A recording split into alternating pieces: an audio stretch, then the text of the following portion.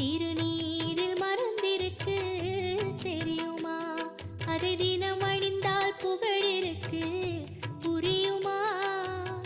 கந்தன் திருநீரில் மறந்திருக்கு தெரியுமா? அதை தினம் அணிந்தால் புகழிருக்கு புரியுமா? கந்தன் திருநீரில் மறந்திருக்கு தெரியுமா?